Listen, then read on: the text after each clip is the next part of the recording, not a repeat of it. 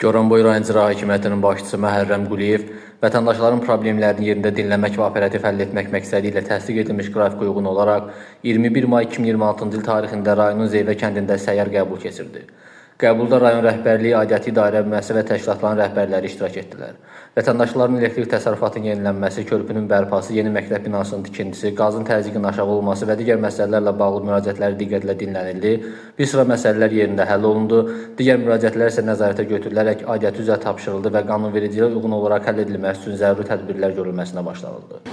Hörmətli Zeyvə kənd sakinləri, biz qrafik üzrə sizinlə görüşə gəlmişik və bu görüşlərin keçirilməsi həmişə qeyd etdiyimiz kimi ölkəmizdə möhtərəm cənab prezidentin tapşırığı əsasında vətəndaş məmurluğunun təmin olunması üçün həyata keçirilən bir sosial önümlü layihədir və məqsəd də insanların narahat edən problemlərin öyrənilməsi və həlli yolunun təmin olunmasıdır. Bizim elektrik xəttləri nə çəkilib, dirəklər də odur, məftilləri də odur. Təzyiq yoxdur. Bizim məktəb köhnə məktəb deyil. Olmuşam mənim Məktəb sizin altındadır.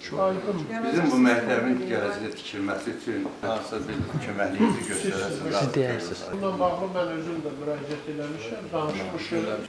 Hal-hazırda Qızılhacılıda və şəhər internat məktəbi tamamilə yenidən tikilir, müasir təhsil kompleksi tikilir. Və indi bu yaxın günlərdə də bizim Borsunluqda da məktəbin tikintisi, orada layihə yekunlaşır. Və eyni zamanda 7 kəndimizdə də modul tipli məktəbin tikinti layihəsini almışıq və bu yaxın zamanlarda hesab edirəm ki, ona da başlayacaq. Onlar da işə başlayırlar, növbə ilə sizə də gəlib çatacaqlar. Çayın uzunda qaldım, yəni 4-5 ailə. Anamda da Olmuşam mən orada. Cinayətinizdə də olmuşam. Bənd salındı, sağ olsunlar. Qəşəngə bənd girdi çayda. İndi o çayda çuxur əmələ gəlibdir. Yığılır, bir göl əmələ gəlib. Maşın keçmir oradan. Məsələn, 2 dənə sumkadır, bazarından gəlirsən, evi para bilmirik. Yenə həmişə maşın keçirdi. İndi o çaya bir tenka lazımdır ki, elə bir yarım saatlıq, 1 saatlıq o çaydan maşın dolaşdım.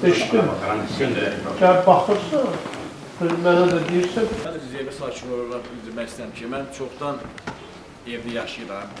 Mən hazırda evdə yaşamaqdan düşürəm. Bizim evlərin üstündən yüksək gərginlik keçir, 35 minlik.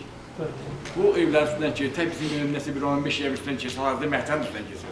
Sizdən bir dənə xahişimiz olur ki, imkan daxilində o linanı, məsələn, dəyişik kətdən çıxartmaq 35 minlik. Bizdə kənddə 2 dənə körpü var. Birinci körpü, əsas körpü Zeyvə Tapqaravanın yolundan körpü. Sel gələn kimi yerə.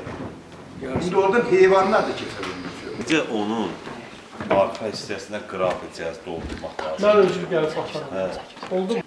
Bağçamızın təmirə ehtiyacı var. Görüşdə iştirak edən sakinlər ötən qəbullarda səsləndirilən müraciətlərin həllinə əsaslıqla yanaşılmasından məmnunluqlarını bildirərək, yaradılan şəraitə görə ölkə rəhbərliyinə minnətdarlıqlarını ifadə etdilər. Bildiyimiz kimi biz bu günləri müstəqil, demokratik, günü-gündən inkişaf edən qalib bir ölkədə yaşayırıq. Bu ölkənin təməlini Ulu Öndərimiz Heydər Əliyev tərəfindən qoyulmuşdur.